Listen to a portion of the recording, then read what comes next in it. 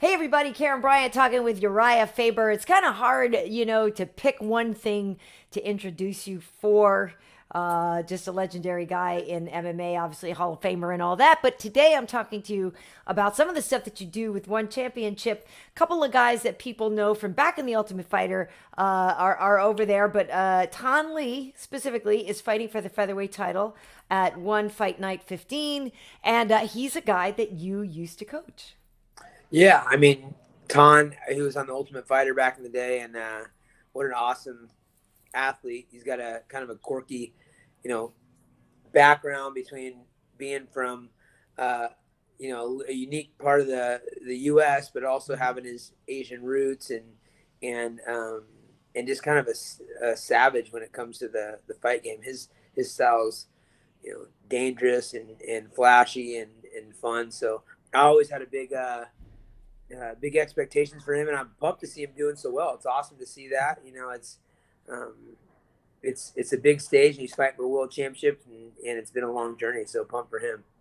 Yeah, he's facing Ilya Freemanov for the featherweight title, and it's one of those things where you just kind of mentioned it a second ago that you're psyched for him to have the opportunity to fight for a championship. Did you see something in him when you're coaching the Ultimate Fighter? I mean, just in general, obviously you got a bunch of young raw talent there, but do you feel like when you see something now that you see where he is in his career, you're like, oh yeah, no, I'm not surprised. I did see something from him. Yeah, I did. I was surprised that he wasn't, brought into the UFC at some point because of his style. I mean, they love Yeah. that flashy style, and then um, the way he kind of was attracted to guys like Ryan Hall, and Hmm. became a real student. That was surprising to see his one full martial arts like lifestyle that has brought him up through the traditional martial arts and kickboxing and all that.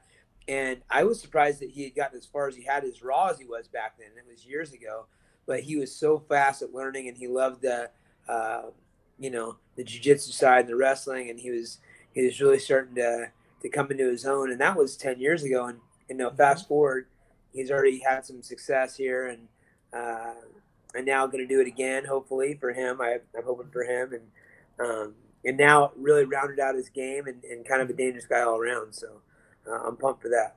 Yeah, and it's cool too because kind of like you're saying, he has the best of both worlds in a lot of ways too, just being based here in the States, but fighting over there, having a lot of exposure to a lot of Asian fighters where a lot of people don't get that. So you get totally different looks. Yeah, 100%. And the one championships, I got to go to the first event they did here in the U.S. Hmm. that had Sage on the card, who Yeah. actually just texted me. He wants to go play racquetball right now. Nice. Can't make it, but Oh, yeah. I'll tell him to say hello.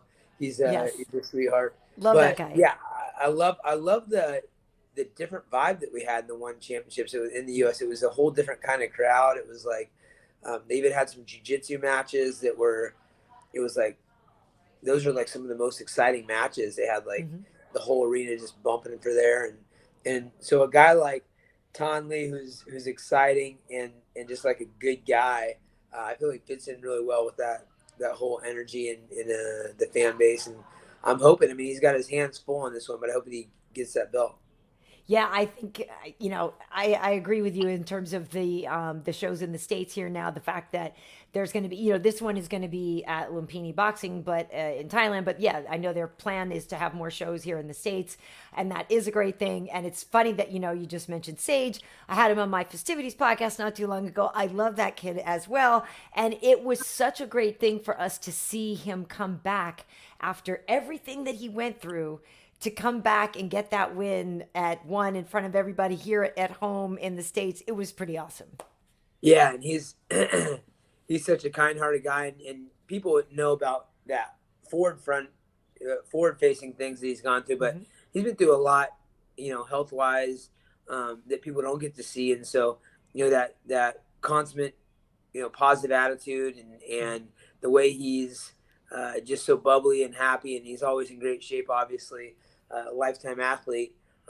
Can't wait to get him out. I think that there's going to be some big cards, maybe something, February, maybe January, February, December, even who knows. But Sage is back in the gym, so it's good to see him ready to rumble and have a great place for him to showcase his skills. So who wins though when you guys play racquetball? I haven't played. He beat my Oh, brother. He just went to play pool with my brother, and he wants to play racquetball. So I'm yet to do much gaming. I taught Sage how to play chess at one point. We've only done that a couple times, and um, he's a crack up, man. That guy's like, he's always got a new truck or something. He's like off wheeling, and he's yeah. like, he likes the great outdoors, and I'm kind of busy for that these days. Yeah, I think so, family man. But I am curious what your take is though in general on we're seeing it seemed like a while ago you didn't see too many guys formerly UFC or whatever going to one championship. Now you definitely do see more of it. I feel like there's a lot more, cross pollination. People are understanding that you can see great fights and great fighters at all these organizations. But have you, yeah, specifically in terms of the coaching when you're seeing things? I mean, you kind of mentioned it a little bit, but like, do you see different operations and just the way that maybe they're, they're doing things that, oh, that's actually a great idea. I wish that was integrated this place, or I wish they were actually doing this, the other thing. Like, how do you feel about it? I'm kind of indifferent. I think Yeah. it's very different. I think of it like the Japanese crowd back in the day. I was around for that with Hmm. the Pride, Bushido, and all that. Yeah. Um, it's just a different type of knowledge and crowd. It seems like they're just marketing different types of people, and Yeah. I think there's room for all of it. I love all mixed martial arts, and I think that the more the merrier, and even the little different twists are great. So Yeah. um, the options for the fighters are getting great, and my team is thriving out here. We've got a ton of big fights on the docket, so Yeah. I'm excited about that. I think we're going out and doing. I think we've got. I don't know what I can and cannot say about the matchups coming, but we've got some really good Right. matchups and big fights on the horizon, and so yeah, just keep the MMA business booming, and it's good for me, and it's good for the fighters, and the fans, obviously. Yeah, I was just trying to think of like what I know about some of the fights coming up for you guys too. The same thing, like you said, that we're like, you're allowed to say, you're not allowed to say. Yeah.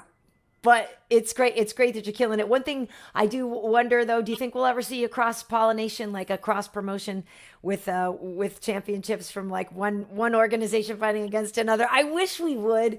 It'd be so cool. I know it's a big ask, but I wish we could. Um, I mean, it's possible, but probably not.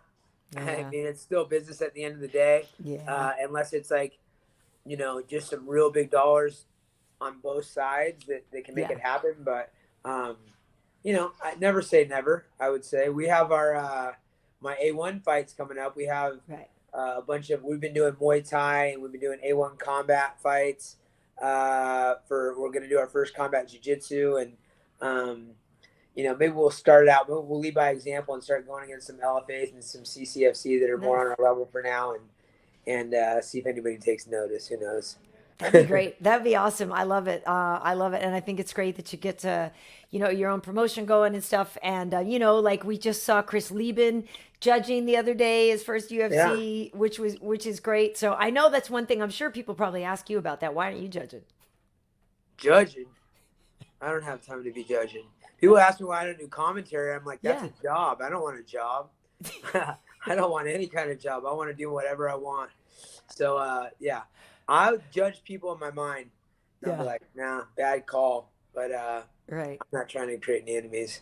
Yeah, Yeah. I'm working on business. I've got a lot of things cooking. I can't wait to. Mhm. Um, some things are going to come out here in the next couple months that are some big news. So we'll retouch bases then, and I'll kind of let you know what I've been Cool. working on. But um, yeah, I'm busy. It's gym, team, business, kids. Yeah. Uh, I like to wear sweatpants. I don't like to comb my hair. I don't. I prefer not to wear a shirt. Yeah. So judging sounds like a terrible idea for me. I hear you. I hear you. All right. Lastly, then, Yeah. do you remember Tan? Was there anything, a specific move that, like, you remember back then that we should specifically watch out for? His power move or something like that? I mean, just high kicks for me were Yeah. what he was great at. I mean, this guy can kick like like a mule, and obviously he's rounded out his game throughout the Yeah. years, and so he's a complete martial artist, and I'm pumped to see him do his thing. Cool. Awesome. Well, it's always great catching up with you, Uriah. Thanks All for right, taking the time. I'll see you soon. I'll see you soon. Bye bye.